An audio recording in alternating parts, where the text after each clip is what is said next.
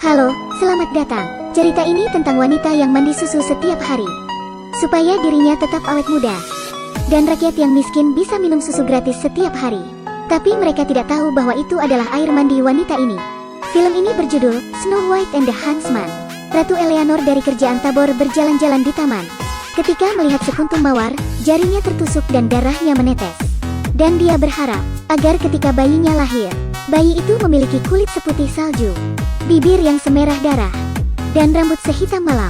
Tak lama setelah, kemudian Ratu Eleanor melahirkan bayinya dan menamakannya Putri Salju. Putri Salju tumbuh dewasa. Wajahnya sangat cantik. Putri Salju dicintai oleh semua orang. Pada musim salju, Ratu Eleanor sakit dan wafat. Raja Magnus sangat terpukul. Dan tiba-tiba, kerajaannya Tabor diserang oleh sekelompok tentara hitam. Kemudian Raja Magnus bertempur dengan mereka. Anehnya, tentara hitam tumbang hanya dengan satu sentuhan. Sehingga Raja Magnus menang dengan mudah. Raja Magnus juga mendapati seorang wanita tahanan perang. Raja tertarik melihat kecantikan wanita itu. Sehingga Raja melupakan kesedihannya dan memperistri wanita yang bernama Ravenna itu. Pada malam pernikahannya, Ravenna menancapkan pisau pada Raja dan membunuhnya. Ternyata semua itu adalah rencana busuk sang ratu.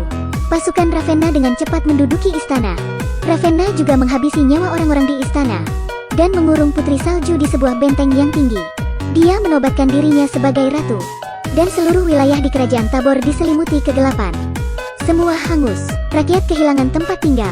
Menurut Ratu Ravenna, pria tidak dapat diandalkan hanya oleh kecantikan dan kekuatan. Seseorang dapat memiliki segalanya. Ravenna mandi dengan susu setiap hari dan menghisap jiwa para gadis, mengambil hati para pemberontak. Kesukaannya adalah jantung mereka. Ratu Ravenna memiliki sebuah cermin ajaib yang dapat memberinya kekuatan sihir. Ratu Ravenna bertanya padanya setiap hari, "Cermin ajaib, siapa wanita tercantik di dunia?" Di seluruh dunia. Dan cermin itu menjawab yang sama setiap hari, "Tentulah engkau, ratuku. Yang mulia adalah wanita tercantik di seluruh negeri." Tetapi suatu hari, ketika ratu bertanya kepada cermin ajaib lagi, tiba-tiba jawaban cermin itu berubah. "On this day, one has come of age, fairer even than you. She is the reason your powers wane." Gadis itu adalah Putri Salju, sang ratu yang berambut pirang. Dalam sekejap, menjadi wanita tua yang beruban. Ratu ingin tetap menjadi muda selamanya, sehingga ia harus menghisap jiwa seorang gadis.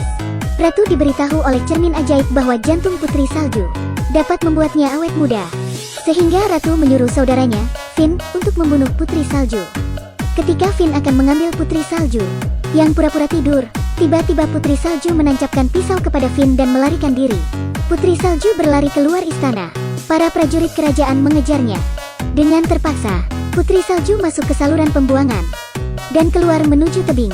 Di depannya ada lautan, dan ia melompat tanpa ragu. Setelah berenang ke tepian, dia menemukan seekor kuda putih.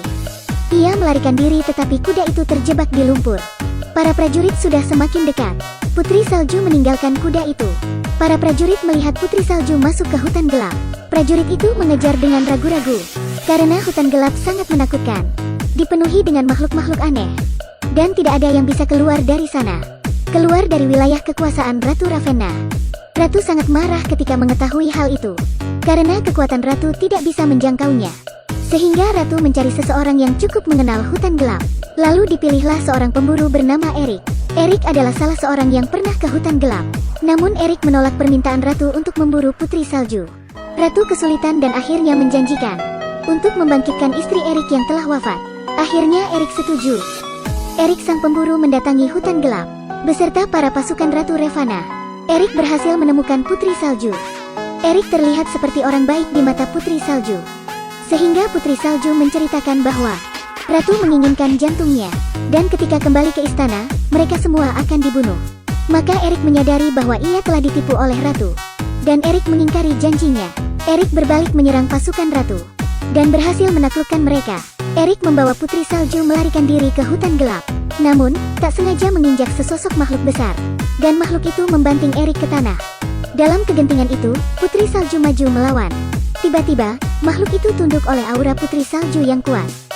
Makhluk itu terpesona oleh kecantikannya yang menjadi semacam kekuatan yang keluar darinya. Sehingga makhluk itu pergi dengan malu-malu dan meninggalkan mereka. Putri Salju dan Erik lalu meninggalkan hutan. Tetapi mereka dijebak oleh 7 kurcaci. Dan ketika kurcaci itu akan membunuh Erik, mereka tersihir oleh kecantikan dan kebaikan Putri Salju. Setelah para kurcaci sadar bahwa Putri Salju adalah anak raja, mereka memutuskan untuk melindungi Putri Salju dan yakin bahwa Putri Salju dapat menyelamatkan mereka dari kegelapan selama ini. Pasukan Ratu Ravana berhasil menyusul mereka. Para kurcaci membawa Putri Salju dan Erik ke sebuah tempat yang hijau dan banyak peri di dalamnya. Sangat segar dan subur. Semuanya bermalam di sana. Keesokan harinya, Putri Salju terbangun. Dia melihat 2 ekor burung yang dari kakinya mengeluarkan peri. Putri Salju, Erik, dan kurcaci pergi ke sebuah kolam di mana ada seekor rusa putih di tengahnya. Semuanya tersadar bahwa Putri Salju memiliki kekuatan menyembuhkan bumi. Ketika semuanya penuh dengan harapan, pasukan ratu menyerang mereka. Erik yang sangat marah berhasil menghabisi Finn, saudara ratu. Ratu pun merasakan sakit yang sama dan kekuatannya mulai lenyap. Wajahnya menjadi keriput. Akhirnya, ratu memutuskan untuk pergi sendiri. Suatu pagi, Putri Salju bertemu dengan William, teman masa kecil yang disukainya. Putri Salju mengungkapkan rasa dan menciumnya. Kemudian William memberikan apel kepada Putri Salju. Putri Salju memakannya. Namun tak disangka, apel itu beracun dan Putri Salju terjatuh. Ternyata pria itu bukanlah William, tetapi ratu yang menyamar. Ratu pun segera ingin mengambil jantung Putri Salju. Untungnya, Erik dan William segera datang. Ratu yang terkejut segera berubah menjadi gagak dan kabur. Putri Salju yang teracuni masih tidak sadarkan diri. Untuk dapat menyadarkan sang putri, seorang pria sejati harus menciumnya. William pun menciumnya, tetapi usaha itu tidak membuahkan hasil. Putri Salju tetap tak sadarkan diri. Ratu Ravenna kembali ke istana dalam kondisi terluka dan menghisap jiwa-jiwa para pemuda. Putri Salju dibawa ke istana Haman, tempat di mana rakyat yang setia pada raja menyelamatkan diri. Erik mencium Putri Salju karena teringat mendiang istrinya. Ternyata itu membuat Putri Salju sadar tapi tak tahu siapa yang menciumnya. Semua orang gembira dan makin percaya bahwa Putri Salju dapat mengalahkan ratu. Putri Salju dengan berani memimpin rakyat untuk menyerang ratu. Dan berpakaian seperti ksatria, pasukan Putri Salju menuju ke istana ratu. Tetapi ada satu masalah, pasukan mereka dapat diketahui penjaga ratu. Putri Salju lalu mengingat jalan pintas, yakni saluran pembuangan yang kecil dan tersembunyi. Para kurcaci masuk ke dalamnya dan mengalahkan penjaga. Mereka membuka gerbang istana dengan pasukannya.